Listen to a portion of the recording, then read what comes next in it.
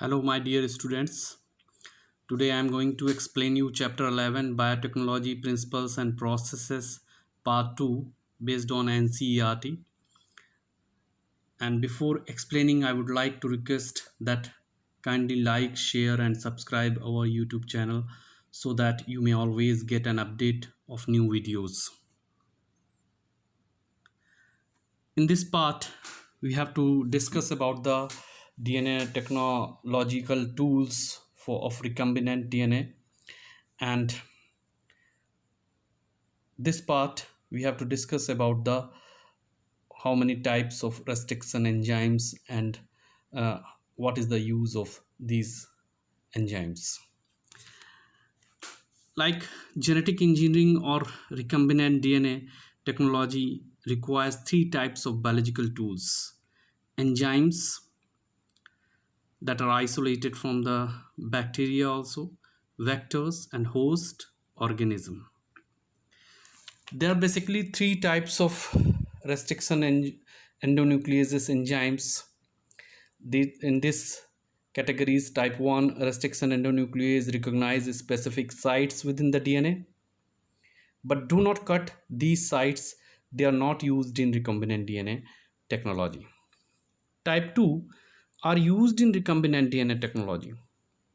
And type 3, they recognize the specific sites within the DNA but do not cut these sites. These are also not used in recombinant DNA technology. The next one is nomenclature of restriction enzyme. Type 2 restriction enzymes are named for the bacterium from which they have been isolated. Like an example, you have to understood very easily, the enzyme EcoR1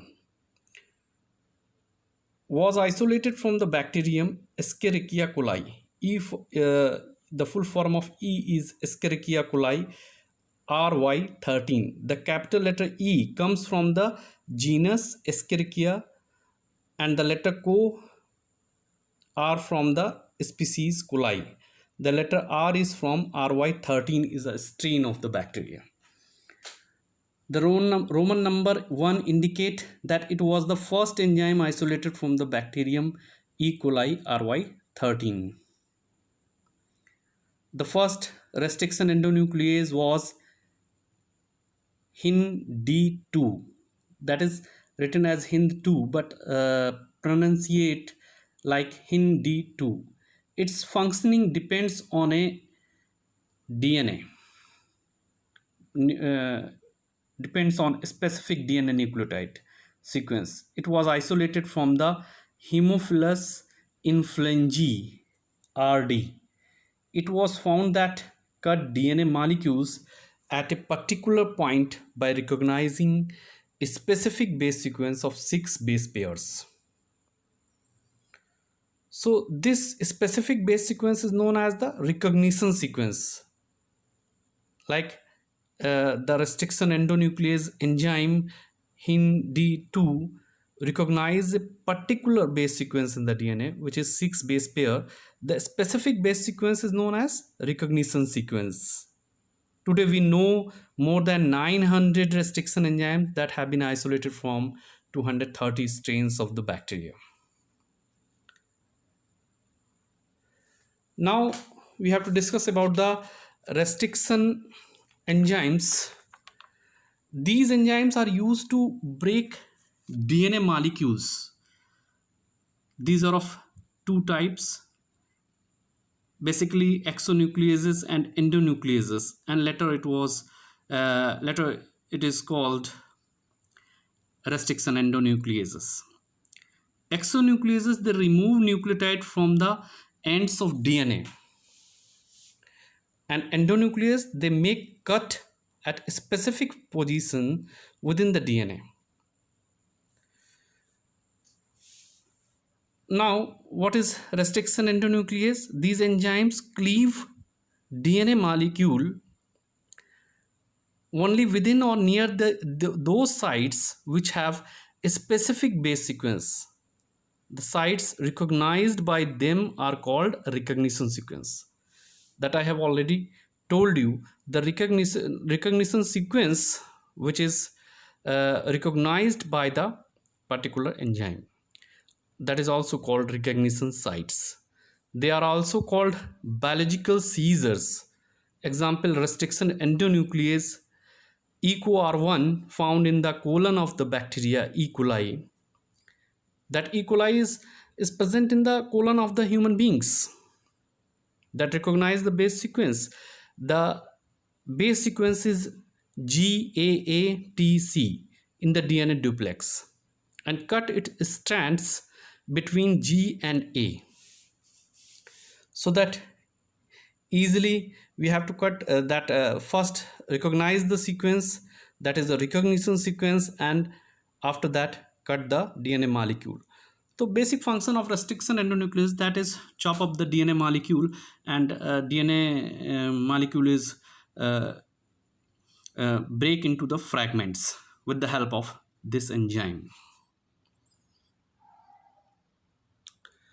Like you see in this diagram also, that is the specific base sequence, that is EcoR1, the DNA between two base pairs, that is between the G and A, that cleave the DNA molecule, so that E. coli recognize the base sequence GAATC in the DNA duplex and cut its strands between G and A. That diagram shown clearly the base sequence GAATC, and the restriction endonuclease enzyme cut the sequence between the G and A. Now we have to discuss about the palindromic nucleotide sequence.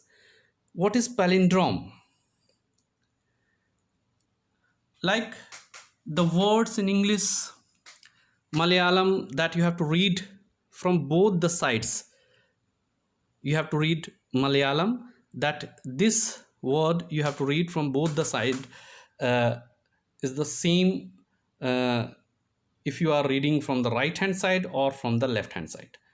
Like that in the DNA sequence also, that palindromic sequence in DNA are base pair sequences that are the same when read forward or backward, right to left. Like one sequence I am telling you, that is 5' to 3'. One DNA is a double helix, so that one strand is 5' to 3', and the other strand is complementary strand is 3' to 5'. The one sequence that is GAATC, that is 5' to 3', and 3' to 5', that is CTTAAG. Restriction enzyme cut the strand of DNA little away from the center. That is a palindromic sequence. GAATTC is a palindromic sequence. If you read from the right hand side or from the left hand side, in both the direction you read same. So that is restriction enzyme cut the strand of the DNA little away from the center of palindromic sites, but between the same two bases of opposite strand. These ends with unpaired bases are called sticky strand. Sticky ends or cohesive ends. The sticky end facilitate the action of the enzyme DNA ligase. Ligase is an enzyme which helpful in joining the DNA fragment. Like in this you have seen in the diagram, that is foreign DNA. That is a gene of interest.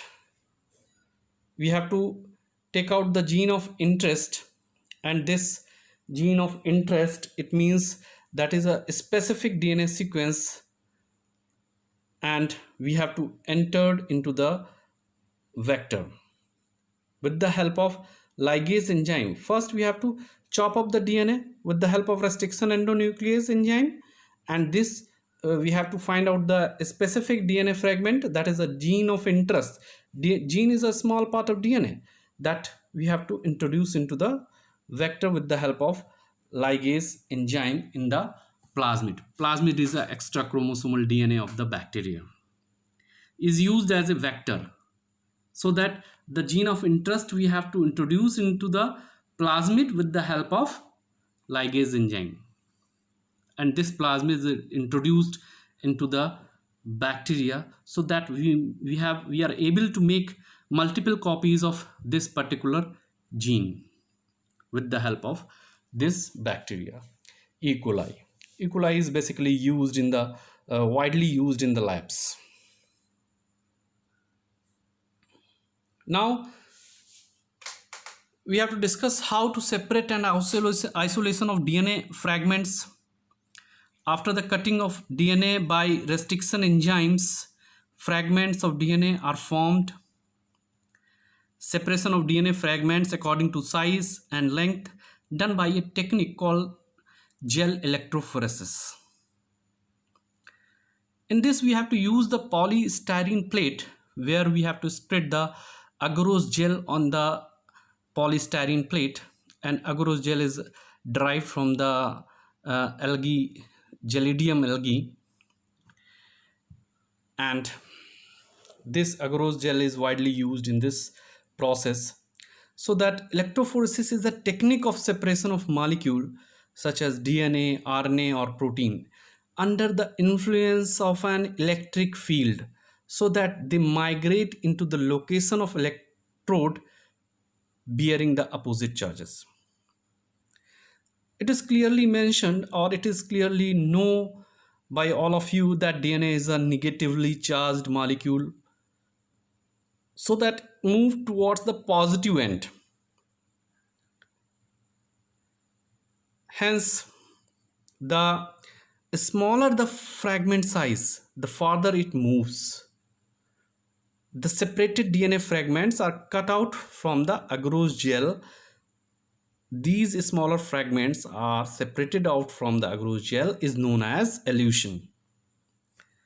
And the separated DNA fragments is stained by the ethidium bromide. Ethidium bromide is a compound which is used in the staining of the DNA, followed by the exposure of UV light, so that bright orange color bands are formed. These DNA fragments are used in recombinant DNA technology. Now in this diagram you have seen there, this is a polystyrene plate, and there are micro wells in which we have to use, after the chopping of the DNA with the restriction endonuclease enzyme, we have to put into the wells, and these DNA is a negatively charged, so that it runs in the agarose gel with the help of sieving effect. So the smaller the fragments are moving very fast towards the positive electrode, and we have to cut out the DNA from the agarose gel. This part is known as elution, and after that staining and exposure of UV light, you are able to see the DNA fragments. So this is a widely used technique. In this process we have to separate out the DNA, smaller DNA molecules, and these DNA molecules are used in the recombinant DNA technology. Now students, we have to discuss about some questions related to the NCERT. All of you know NCERT questions are very important for your exam also, and in this way you have to practice the questions what I have explained to you. Like example, one question number 1 is make a chart with a diagrammatic representation showing a restriction enzyme, the substrate DNA on which it acts, the site at which it cuts the DNA, and the product it produces. What would be the molar concentration of human DNA in a human cell? You have to find it out. Something you have to find it out, and if you don't know the answer, if you don't able to find it out, you ask the questions to me. And do eukaryotic cell have restriction endonuclease? Justify your answer. And finally the question you have done, that is define the gel electrophoresis. So that in this part you have to read properly by using your NCERT gel electrophoresis, and about the restriction endonuclease, how many types of restriction endonucleases and which restriction endonucleases are used in the recombinant DNA technology. So thanks to all of you. This part is over. Thanks to all of you students.